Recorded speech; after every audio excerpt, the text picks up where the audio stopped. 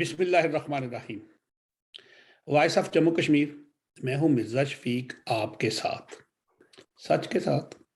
اور میرے ساتھ ہیں میرے محترم سردار شوکت علی کشمیری، چیئرمین متحدہ کشمیر پیپلز نیشنل پارٹی۔ محترم ناظرین سامعین، کہاوت ہے کسی پنجابی کی، کیونکہ میں زیادہ وہ پنجابیوں کے ساتھ میرا بڑا تعلق رہا ہے، دوست تھے ہمارے ہوتے تھے، بھائی تو نہیں، دوست کہتا ہوں، بھائی تو کشمیریوں کو میں کہتا ہوتا، تو وہ کہتے ہوتے ہیں کہ اگر اپنا کچھ نہ رہے نا تو دوسرے کا بھی کچھ نہیں چھوڑنا چاہیے، یا دوسرے لفظوں میں یہ کہیں کہ اگر میرا اپنا گھر کوئی سیلاب کی نظر ہو گیا یا میری غلطی سے اس کو آگ لگ گئی تو دوسروں کو بھی لگا دینی چاہیے، تاکہ نہ رہے بانس اور نہ بجے بانسری۔ خان صاحب کا،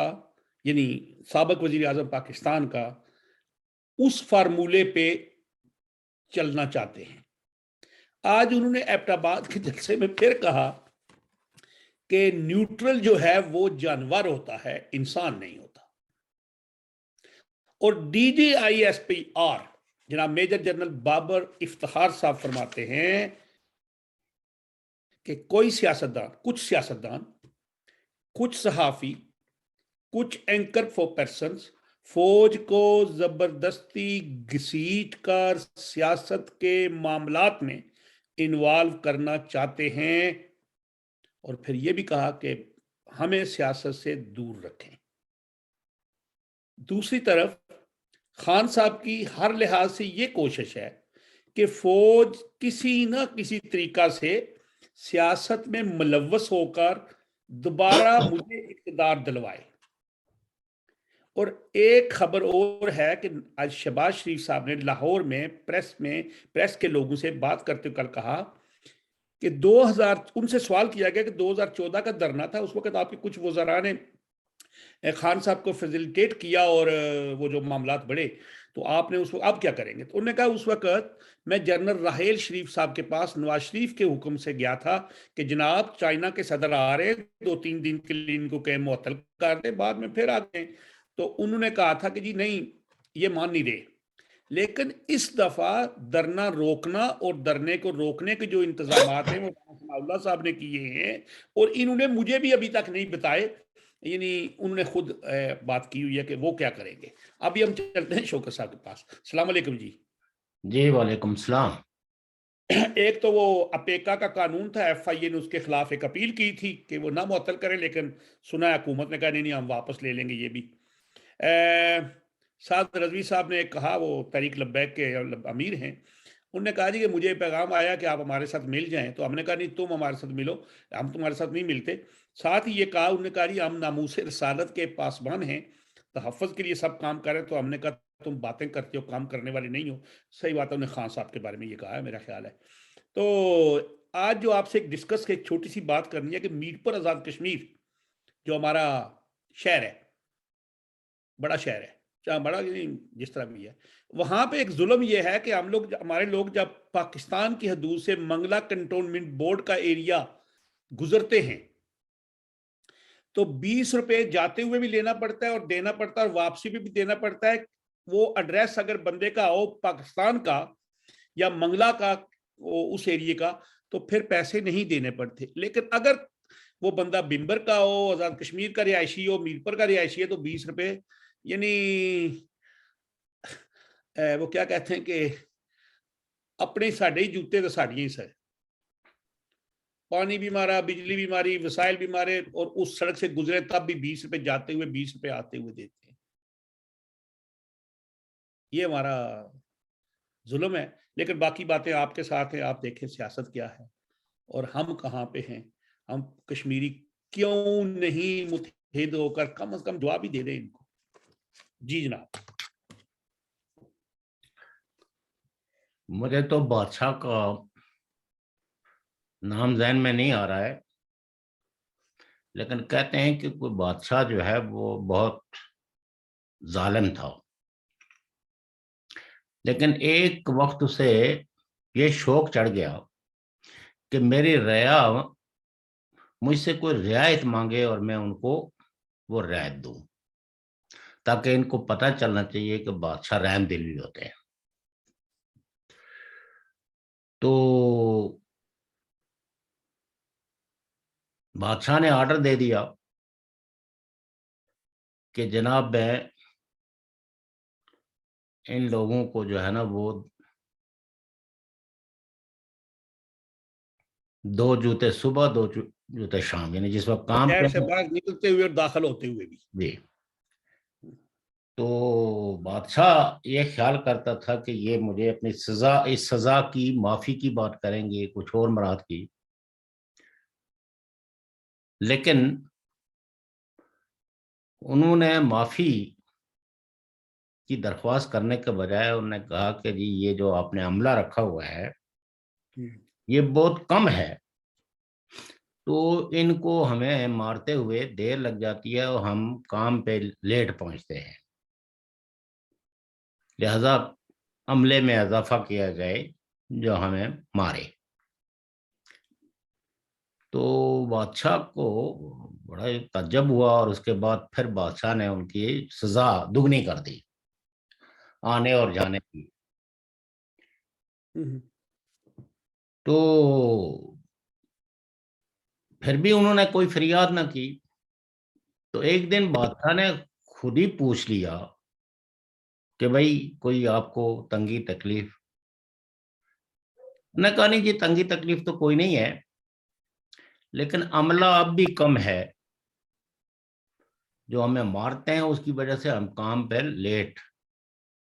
لائن لگانی پڑتی ہے، لائن جلدی لگانی جلدی پورا پڑتی ہے۔ کریں۔ اچھا،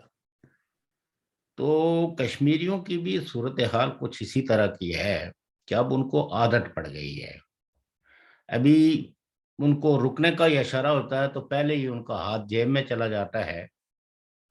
اور وہ جیب سے پیسے نکال کے پولیس والے کی طرف بڑھا دیتے ہیں۔ یہ پیسے وہ نہیں ہیں، نہیں، وہ تو رشوت والی بات ہے نا، وہ علیحدہ ہے، یہ اور ہے۔ بات یہ ہے کہ جب تک آزاد کشمیر کے لوگ اپنا اس کٹ پتلی کا رول ختم نہیں کرتے اور یہ کشمیر بنے گا پاکستان جیسے بےمعنی نعروں سے اپنی نجات نہیں لیتے،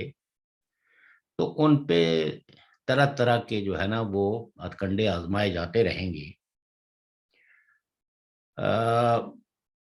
اس کا کوئی علاج نہیں ہے، ہم تو جو اپنا حصے کا کوئی احتجاج ہے وہ تو کریں گے، چاہے وہ عالمی اداروں کے سامنے بھی، پاکستان کی ایمبیسیز کے سامنے بھی، لیکن مسئلہ یہ ہے کہ اس کے لیے لوگوں کو خود بھی سڑکوں پہ آنا پڑے گا ان ناانصافیوں کے خلاف۔ آپ یہ دیکھیے نا کہ 74 سالوں میں آزاد کشمیر، جس کو ہم تو پاکستانی مقبوضہ کشمیر کہتے ہیں اور ہے بھی پاکستانی مقبوضہ، یہاں کے اصل حکمران جو ہے وہ لینڈ آفیسرز ہیں، 4 پاورفل لینڈ آفیسرز۔ پاکستان نے اس خطے کے لوگوں کو کوئی سہولت دینے کے بجائے اس خطے کو ٹیررسٹ ایکٹیویٹیز کے لیے ایک بیس بنایا ہوا ہے اور یہ ایک لانچنگ پیڈ ہے۔ حق کی بات کرنا، انصاف کی بات کرنا، حقوق کی بات کرنے والوں کو ریاستی ظلم اور تشدد کا نشانہ بنایا جاتا ہے۔ آپ یہ دیکھیے کہ وہ گلگت میں حمزہ میں پیپلز رائٹس موومنٹ کے جی، جو چیئرمین ہیں ابراہیم نگری، ابراہیم نگری جی، انہوں نے ایک افطار ڈنر اور جس میں سارے پولیٹیکل لوگوں کو مدعو کرنے کا پلان کیا، تو ان کو 27ویں تاریخ کو اٹھا کے کھانے میں بند کر دیا اور پھر کچھ دنوں کے بعد انہیں رہا کر دیا۔ تو یہاں وہ جالب صاحب کہتے تھے نا کہ یہاں حق بات پہ کوڑے اور پھانسیاں ہیں، سچ بات کہنے پہ پھانسیاں ہیں۔ تو ان حالات کے اندر یہ ہے کہ لوگوں کے درمیان یونٹی بھی ہونی چاہیے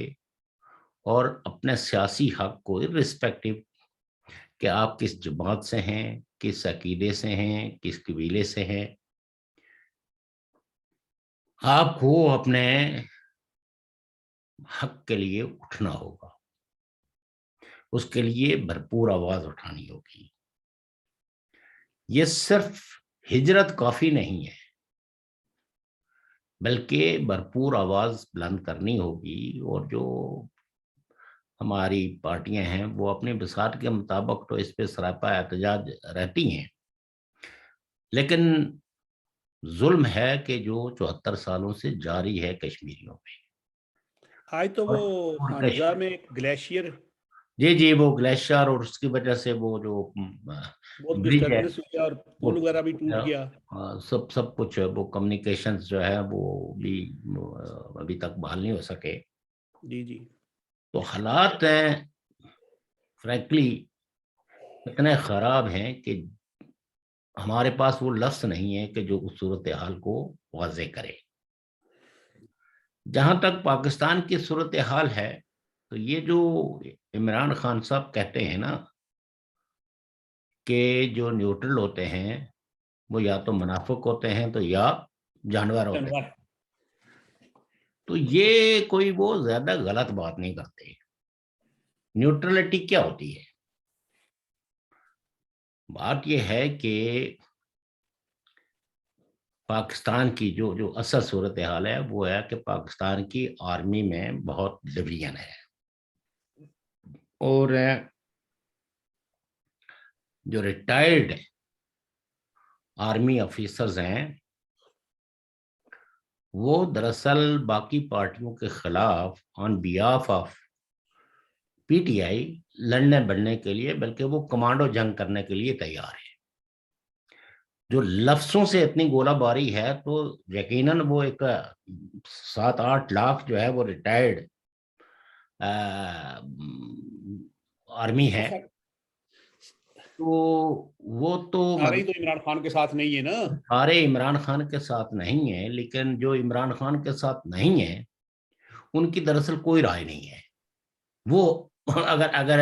آپ کہہ سکتے ہیں کہ وہ غیر جانبدار ہیں، ان کا مقصد یہ ہے کہ بھاڑ میں جائے یہ سب کچھ، ہم ریٹائرڈ ہو گئے تو اب ہمیں کچھ لینا دینا نہیں ہے، ہماری پینشن ہمیں وقت پہ ملنی چاہیے، اور جو مراحت ہیں ان میں اگر کوئی اضافہ ہو سکتا ہے تو پاکستان کی آرمی جو ہے وہ اس پہ تو کوئی، یہ میں پہلا آدمی نہیں ہوں بلکہ کئی ایک دانشور، تجزیہ کار اور جو پاکستان کے ایکسپرٹ بین الاقوامی سطح پہ بھی ہیں، وہ یہ قرار دے چکے ہیں کہ پاکستان کی آرمی جو ہے وہ سیاست میں اس نے اپنے پنجے گاڑے ہوئے ہیں۔ یہ جو لفظ ہے نا نیوٹرل ہو گئے، آپ نیوٹرل جو ہے وہ رائٹس کی جہاں موومنٹ ہوتی ہے وہاں تو آپ نیوٹرل نہیں ہوتے، وہاں تو لوگوں کو اٹھا کے اغوا کر لیتے ہیں، ان کو غائب کر دیتے ہیں۔ جب بات آتی ہے تو چونکہ یہاں کسی اور پارٹی کا مسئلہ ہوتا تو اس میں ان کی یہ جو غیر جانبداری یا جو نیوٹرلٹی ہے یہ کبھی بھی نعرے نہیں آتے۔ یہ تو اس کا مطلب ہے کہ آپ بھی چاہتے ہیں کہ وہ دوبارہ انوالو ہو جائے؟ نہ یہ آپ کے چاہنے اور نہ چاہنے کی نہیں، یہ انہی کا کھیل ہے،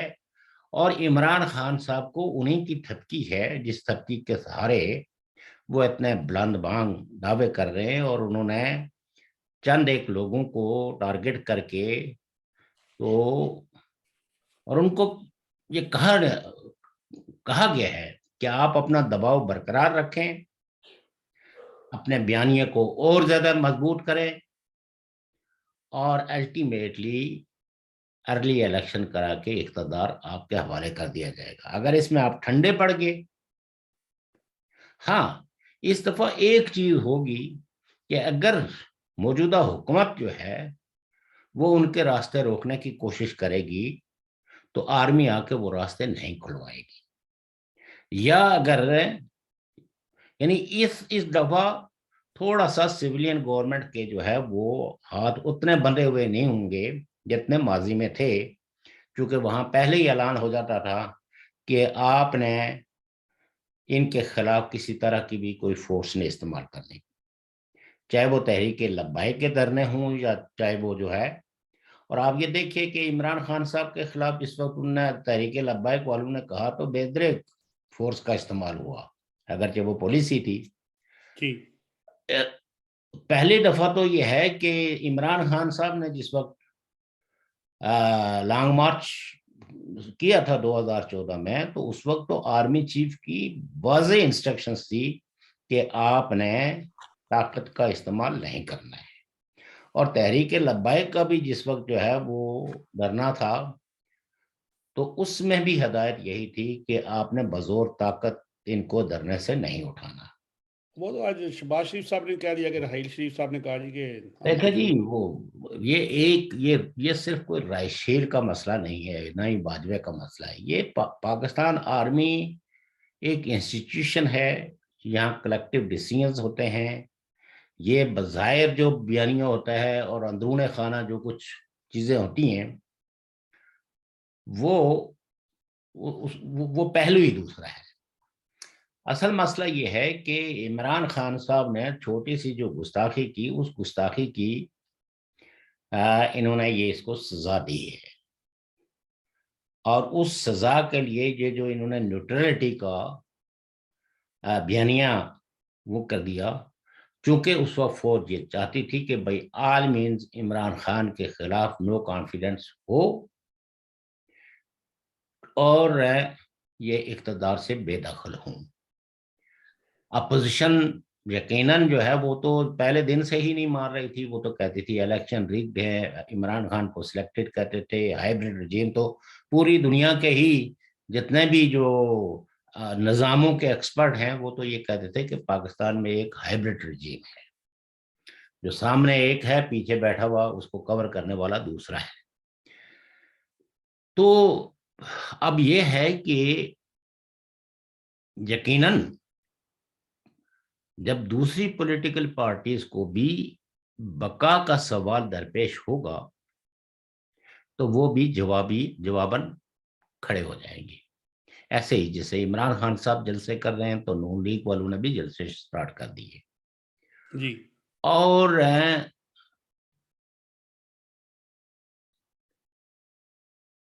جس کو ہم سول وار کہتے ہیں جی وہ ہر گھر پر دستک دے رہی ہے۔ سر پرسوں بندہ قتل ہو گیا ہے اچھا پاکستان میں، ایک بندے نے کہا کہ گھڑی چور، تو جس کو کہا کہ یار تمہارا لیڈر گھڑی چور ہے، اس نے دوسرے کو قتل کر دیا، دوست کو۔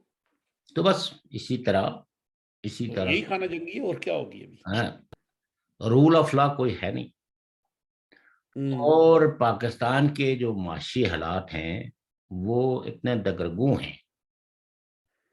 جی کہ اگر ورلڈ کمیونٹی نے، بالخصوص آئی ایم ایف نے یا گلف اسٹیٹ نے اور چائنا نے پاکستان کی کو بہت جنراسٹی کے ساتھ مدد نہ کی تو پاکستان میں یہ سارا جو سیاسی کھیل ہے یہ بھوک کی نظر آ جائے گا۔ پاکستان جو ہے وہ بس ڈکلیئر نہیں ہوا ہے، لیکن معاشی طور پر پاکستان جو ہے وہ مفلوج ہو گیا ہے۔ یقیناً نون لیگ یا یہ جو کولیشن پارٹنرز کی گورنمنٹ ہے جی اس میں زیادہ جو ذمہ داریاں ہیں وہ نون لیگ کے کندھوں پہ ہیں، چونکہ پرائم منسٹر شپ جو ہے وہ ان کے پاس ہے، اور پاکستان میں جس پارٹی کا پرائم منسٹر ہوتا ہے زیادہ تر ذمہ داریاں جو ہے وہ اسی بھی ہوتی یعنی ہیں۔ ناکامیاں ہوں تو وہ بھی اسی کی ہوتی ہیں اور کامیابی ہوئی تو وہ بھی اسی کی ہے۔ ایسے ہی جیسے یہ ساری پارٹیاں اس میں جو ہے وہ آپ کہہ سکتے ہیں کہ جمعیت العلماء اسلام کو چھوڑ کر تو باقی ساری پارٹیاں اقتدار میں موجود تھی، پیپلز پارٹی بھی سندھ میں حکومت میں موجود تھی، اور باقی پارٹیاں جو ہے وہ مرکز میں پی ٹی آئی کی پارٹنرز تھی۔ لیکن آپ یہ دیکھیں کہ انہوں نے پلے جھاڑ کے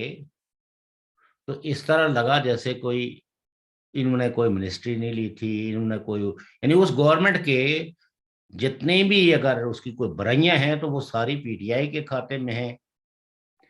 اور اچھائیوں کا تو ظاہر ہے कोई ऐसी नहीं है कि जिसका कोई वारिस बने। तो इमरान खान साहब ने बहुत चालाकी के साथ, होशियारी के साथ ये बयानिया बना लिया ताकि लोग उनकी गवर्नेंस पे और उनके अदवार में जो लॉलेसनेस रही है, जो मीडिया पे कदगने रही हैं, जो फ्रीडम ऑफ एक्सप्रेशन जो टोटली कम्प्रोमाइज हुई है, और हर तरह की लोगों से उनकी आज़ादियाँ छीन ली गई थी, उन पे सवाल करने के बजाय बयानिया हो गया साजिश हुई, साजिश नहीं हुई, अमेरिका ने साजिश की, साजिश नहीं हुई, यानी ये। और आप ये कह सकते हैं कि शहबाज शरीफ साहब की गवर्नमेंट जो है वो इस दबाव में है, जो बार बार पहले अजलास किया, सिक्योरिटी काउंसिल का मुश्तरका इजलास करके डिक्लेयर किया कि जी कोई कंस्पिरेसी नहीं हुई है हुकूमत के, पाकिस्तान के खिलाफ या हुकूमत के खिलाफ। फिर अभी उन्होंने ऑफर दे दी कि जी हम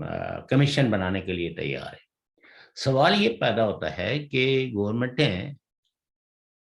अपोजिशन के इस तरह के मुतालबों को अगर मुतमईन करने की कोशिश करेंगे तो वो मुतमईन तो कभी नहीं होंगे, और खास करके पीटीआई की तो अपनी एक पूरा माजी है। तो कमीशन जो है वो, क्योंकि पाकिस्तान के अंदर कमीशन बनने की जो तारीख है वो भी कोई ऐसी नहीं है। तो जब फौज भी कहती है, जब इंटेलिजेंस एजेंसीज भी कहती हैं, जब फॉरेन ऑफिस के जो ऑफिसर्स हैं वो भी कहते हैं कि कोई ऐसी कंस्पिरेसी नहीं हुई है, असल में बात यह है कि ये तो एक अलविदाई तकरीब में एक है अमेरिका के फॉरेन ऑफिस के एक 21वें 22वें ग्रेड के या 20वें ग्रेड के एक ऑफिसर ने अपना तजिया पेश किया, जिसमें जाहिर है कि जब डिबेट होती है किसी इशू पे या फ्यूचर रिलेशनशिप पे, तो उसने कहा होगा कि इमरान खान साहब की जो पॉलिसियां हैं और जो उनके रवैये हैं, उन रवैयों से हमें नहीं लगता कि कोई पाकिस्तान के और अमेरिका के तल्लुकात में कोई बेहतरी आएगी। क्योंकि पहले दिन से ही इमरान खान साहब को एक कलक है कि जो बाइडेन ने सदर बनने के बाद उनको फोन नहीं किया, अदरवाइज तो कोई पॉलिसी में तो कोई इख्तलाफ है नहीं। इमरान खान साहब ने अपने पूरे दौरे हुकूमत के अंदर कोई ऐसी पॉलिसी तो तरतीब नहीं दी। मसलन जैसे फर्ज करें, वो पहले उनका वो था कि इस्लामोफोबिया पे उन्होंने तकरीर की, तो यहाँ तो अक्सर तकरीरें होती हैं यूरोप में या अमेरिका में या थिंक टैंक्स में, और वो हमेशा अपनी हुकूमतों को सजेस्ट करते हैं कि कुछ लोग अगर इस्लामोफोबिया को एक्सप्लॉइट करते हैं तो गवर्नमेंटों का फर्ज ये बनता है कि वो उसको कंट्रोल करें। और आप देखें कि यहाँ कोई ऐसा वाकया नहीं हुआ कि किसी कोई मुसलमानों का कोई कारोबार पर कोई हमला हो गया हो। ये सब कुछ तीसरी दुनिया में होता है। यहाँ ऐसा भी नहीं है कि किसी को रंग और नस्ल की बुनियाद पे किसी ने कत्ल कर दिया हो। इक्का दुक्का वाकया तो सोसाइटीज में होते हैं, लेकिन एज सच कोई ऐसी वेव नहीं है। और बीइंग ए मुस्लिम लीडर्स, अगर उन्होंने वर्ल्ड से कहा है कि इस्लामोफोबिया जो है या जो बढ़ रही है, जो एक हेट, इसको कंट्रोल करना चाहिए, तो ये ऐसी बात नहीं है कि उन्होंने कोई यूरोप को या अमेरिका को कोई नामजद करके कहा हो कि आपकी हुकूमतें, यूरोप की हुकूमतें, यूरोप के हुक्मरान तबके जो है, या अमेरिका का हुक्मरान तबका या कनाडा का, नॉर्थ अमेरिका का, ये जो है बाकायदा इस्लाम के खिलाफ कोई मुहिम चलाए हुए है। ना तो सच ऐसी कोई हकीकत है, और ना ही वो तकरीर कोई ऐसी थी जिससे कि कोई उसको अपनी तरफ खींचे। मैं आज आपको एक बात बताऊंगा, लेकिन थोड़ी देर के बाद सुनाऊंगा एक मसला। ये इस्लाम की बात आई तो मैं करूंगा आपसे। अच्छा, दूसरी बात यह है कि पाकिस्तान के अपने दाखिली जो मामलात है वो उन्होंने शिद्दत अख्तियार की हुई है। आप देखें कि जबर के जरिए मसाइल को अगर दबाए रखेंगे, एक वक्त आएगा कि सोसाइटी बोलना शुरू हो जाएगी। अब आप ये देखिए कि आर्मी ने या इंटेलिजेंस एजेंसीज ने पाकिस्तान के अंदर जो ह्यूमन राइट्स एक्टिविस्ट थे, जो जर्नलिस्ट थे, جو دیگر جو ہے وہ مکتب فکر کے لوگ تھے ان کو کسی نہ کسی شکل میں دبائے رکھا، اور وہ سویلین حکومتوں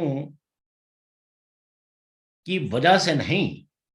بلکہ اس میں کافی حد تک جو ہے مثلا لوگ غائب ہوتے ہیں، صحافیوں کو گھروں میں گھس کے مار پیٹ کے چھوڑ دیا جاتا ہے، صحافیوں کو اغوا کیا جاتا ہے، تو یہ کوئی پی ٹی آئی کے لوگوں نے جو ہے وہ لوگ صحافیوں کو، یا متی اللہ جان یا اس طرح کے جو صحافی ہیں، تو یہ ایک لوگوں کا اینگر لوگوں میں ایسے ہی جیسے فرض کریں کہ اینٹی امریکنزم جو ہے وہ پاکستان کی سوسائٹی میں برسہ برسے انجیکٹ کیا گیا ہے، اس میں حکمران طبقوں کا بھی ایک حصہ شامل تھا، پالیسی سازوں کا بھی ایک حصہ، اور بعض لوگوں نے اینٹی امریکنزم ایک پالیسی کے تحت بھی چلایا بلیک میلنگ کے لیے کہ تاکہ امریکہ سے زیادہ امداد دی جائے۔ تو عمران خان صاحب کو یہ اندازہ تھا کہ یہ سلوگن ایسا ہے جو میری اس گرتی ہوئی ساکھ کو بچا سکتا ہے، اور انہوں نے وہ درخت سے اٹھا لیا۔ اور باقی پاکستان میں آپ کو پتہ ہی ہے کہ اسلام تو ہمیشہ ایک سینسٹیو ایشو رہا ہے، جو کوئی بھی اسلام کا استعمال کرے گا تو اس پہ بھی کچھ نہ کچھ اس کو سپورٹ ملے گی۔ تو یہ جو جتنی بھی چیزیں عمران خان صاحب اس وقت کر رہے ہیں، اینٹی آرمی سینٹیمنٹس بھی پاکستان کی سوسائٹی میں موجود ہیں، جو کہ برسہ برسے پاکستان کی جو ریئل حکمران جماعت ہے وہ پاکستان آرمی ہے، اور اس میں جو جبر کے ہتھ کنڈے استعمال ہوتے ہیں وہ آئی ایس آئی کے ذریعے ہوتے ہیں، لوگوں کو کڈنیپ کرنا، لوگوں کو غائب کرنا، گھروں میں گھس کے لوگوں کو مار پیٹ کے چھوڑ دینا، کوئی 2-4 گھنٹوں کے لیے اٹھا لینا، اغوا کر لینا، پھر ان کی پٹائی لگا کے کہیں پھینک دینا۔ تو اس وجہ سے ایک اینگر موجود ہے۔ اب اس اینگر کو آپ کہہ سکتے ہیں کہ عمران خان صاحب کی پارٹی نے، عمران خان صاحب نے ان ساری چیزوں کو جو پاکستان کی سوسائٹی میں موجود تھی ان کو اپنی شخصیت کے اندر جو ہے نا وہ سمو دیا۔ آج جیسے ہم جیسے یا جو لوگ پالیٹکس سے گہری دلچسپی رکھتے ہیں وہ تو یہ سمجھتے ہیں نا کہ یہ سب کچھ وہ اپنے مفاد کے لیے یا اپنے کھوئے ہوئے اقتدار کو واپس پانے کے لیے کر رہے ہیں۔ لیکن جو لوگ ان اداروں کے ستائے ہوئے ہیں ان کے لیے یہی ہے کہ کوئی اگر ان اداروں کے خلاف ہے یا ان کی زیادتیوں کے خلاف کوئی آواز اٹھاتا ہے اور ان کو کہتا ہے کہ یہ مقامی سہولتکار ہیں یہاں کے رجیمز چینج کرنے میں، تو یہ آئیڈیاز بھی پاکستان میں موجود تھے، کیونکہ پاکستان میں جتنی حکومتیں بھی آرمی نے ان کو گھر کا راستہ دکھایا تو کہیں نہ کہیں یہ بیانیہ موجود ہے کہ ان حکومتوں کے جو اقدامات تھے جیسے سی پیک ہے یا چائنا کے بہت قریب جانا اور اس کی بالکل جھولی میں گر جانا، یہ جن حکومتوں نے اس حوالے سے کچھ انیشیٹو لیا تو یقیناً وسط کی جو پاکستان کو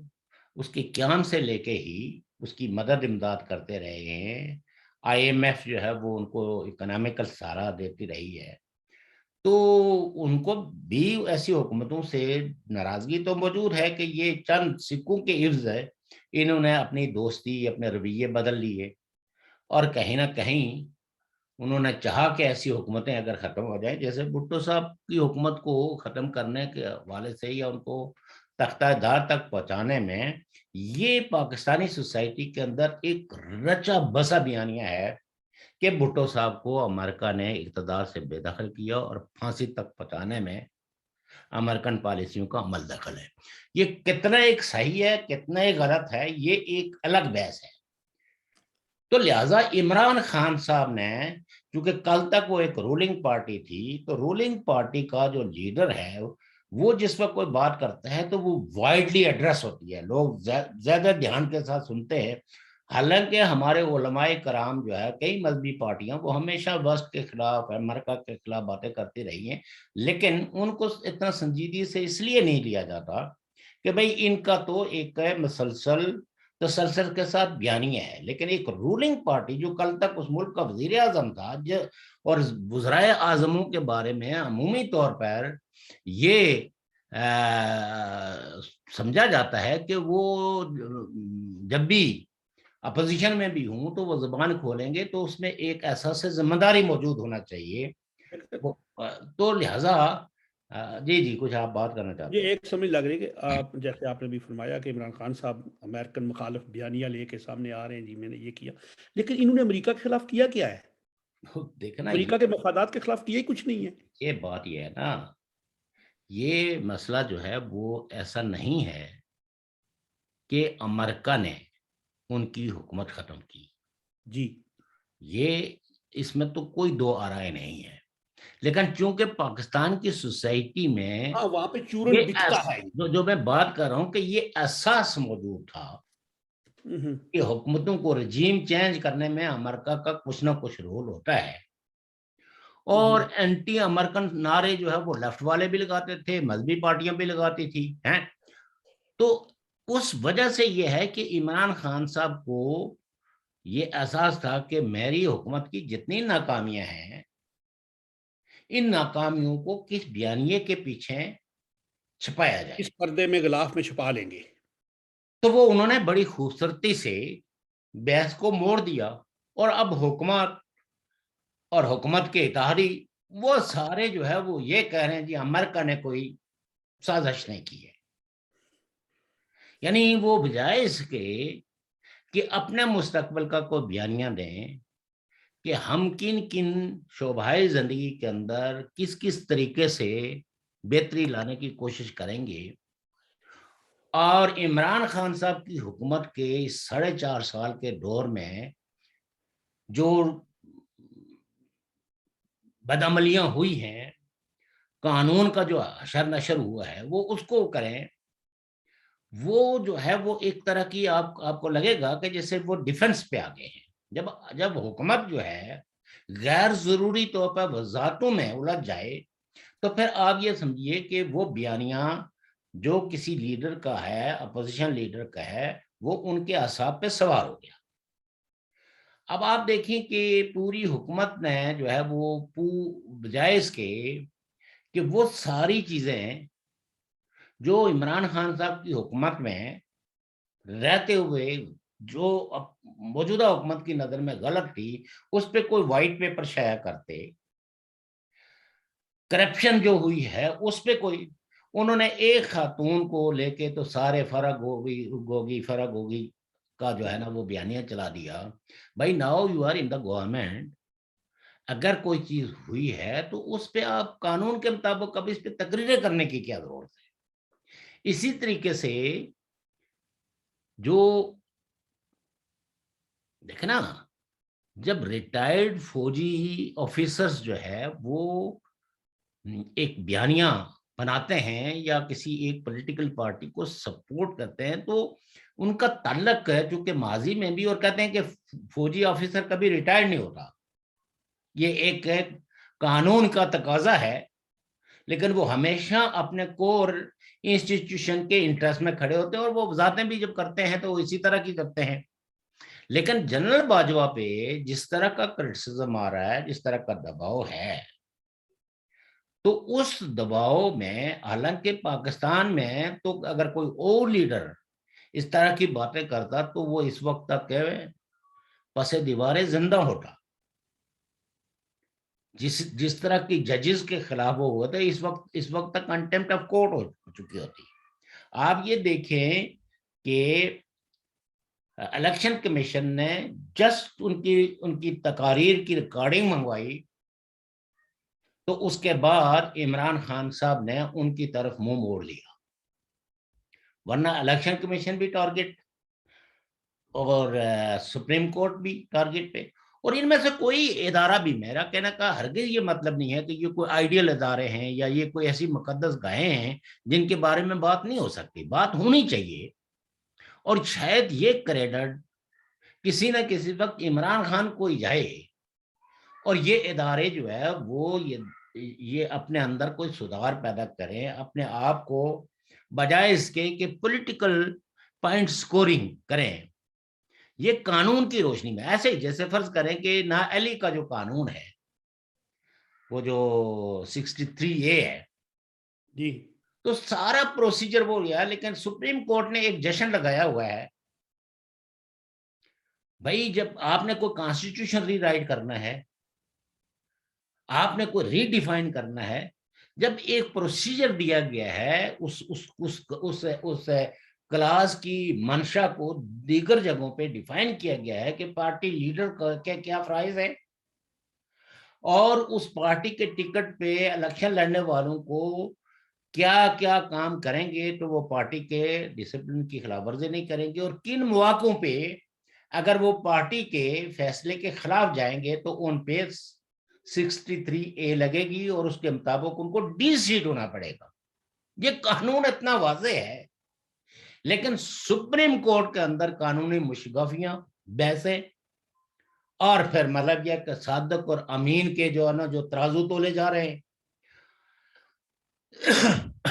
تو یہ جو پارٹی امریت ہے قائم کرنے کے بجائے جتنی ایک سزا کانسٹیٹیوشن میں دی ہے، ان لوگوں کا وزڈم پریویل کرتا تھا کہ ایک شخص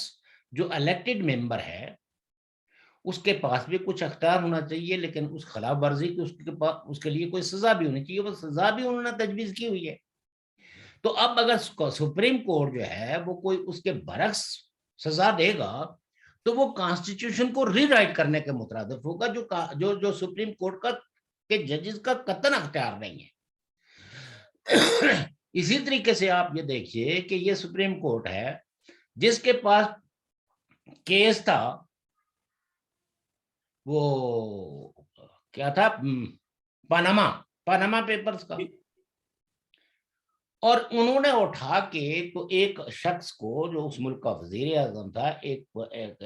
2/3 میجورٹی اس کی اسمبلی میں موجود تھی، اس کو صرف اس بنیاد پہ فار ایور ڈی سیٹ کر دیا، ڈسکوالیفائی کر دیا کہ اس نے بیٹے سے تنخواہ نہیں لی. تو یہ کانسٹیٹیوشن کو ایک طرح کا ری رائٹ کرنے کے مترادف ہے، اور یہ کچھ سپریم کورٹ جو کر رہا ہے، تو اس سے سپریم کورٹ کی کوئی عزت میں اضافہ نہیں ہوتا، بلکہ لوگ جو ہے وہ کنٹمپٹ آف کورٹ کے خوف کی وجہ سے بہت ساری باتیں نہیں کرتے. لیکن آخر کسی نہ کسی نے تو اس خوف سے باہر نکل کے تو ان کو بھی آئینہ دکھانا ہوتا ہے. لیکن وہ آئینہ جس وقت دکھاتے ہیں تو یہ دب جاتے ہیں، یہ اس دباؤ میں آ جاتے ہیں، اور پھر قانون کے مطابق فیصلہ کرنے کے بجائے اس دباؤ میں آ کے فیصلے کرتے ہیں جو قانون کی منشا نہیں ہوتی. تو یہ جو اس وقت کی جو صورتحال ہے، یہ ایک بحرانی کیفیت ہے، اس کا ادراک کیا جانا چاہیے. اور پی ٹی آئی جو ہے وہ اس وقت پوری لڑائی کے موڑ میں ہے، کسی اعتبار سے بھی اس کے کوئی قدم ڈگمگا نہیں رہے. آپ اس کو پسند کریں یا نہ کریں، موجودہ حکومت اس کو پسند کرے یا نہ کرے، لیکن اس وقت اگر دیکھیں تو P T I versus Noon league کھڑی ہے، باقی ساری پارٹیاں نیوٹرل، ایسے لگ رہا ہے جیسے کچھ ہو ہی نہیں رہا ہے. ویئر ایز میں تو کہ سمجھتا ہوں کہ پاکستان پی ٹی ایٹ آئی وار ورسز ہے. جی پاکستان تحریک انصاف اس وقت جو ہے وہ ورسز نون لیگ سے زیادہ وہ اداروں کے ورسز آئی ہوئی ہے. نا وہ بالکل ان کو انہوں نے جو ہے نا وہ یعنی ڈائریکٹلی اور انڈائریکٹلی ان کا ہدف جو ہے وہ پاکستان کی ملٹری ہے. آرمی اور ہے. چونکہ یہ احساس بھی پاکستانی سوسائٹی کے اندر بہت گہرا ہے کہ اس ملک کو غریب بنانے میں، اس ملک کو بحال کرنے میں آرمی کی جو رانگ ڈوئنگز رہی ہیں، اور اسی سینٹیمنٹ کو کسی نہ کسی شکل میں عمران خان صاحب جو ہے وہ پریزنٹ کر رہے ہیں. اور آج جو ہے وہ جس پارٹی کو کل تک یہ سمجھا جاتا تھا کہ یہ فوجیوں کی اپنی پارٹی ہے، آج لوگ یہ کہنے پہ مجبور ہیں کہ وہ اینٹی اسٹیبلشمنٹ پارٹی بن گئی ہے. اب اس کا بیانیہ جو ہے وہ اینٹی اسٹیبلشمنٹ ہے. اب یہ کب تک سسٹین کریں گے، کس وقت جا کے درہم سے گریں گے، یہ سوال دیگر ہے. لیکن اقتدار ملے گا نا اقتدار میں تو جس وقت جو بھی جاتا ہے تو اس کی تو ایک طرح کی یہ مجبوری ہوتی ہے نا، کیونکہ اس کے پاس قانون کو امپلیمنٹ کرنے کے لیے یہی ادارے ہیں جن کو ریاستی ادارے کہتے ہیں، وہ چاہے فوج ہو، چاہے انٹیلیجنس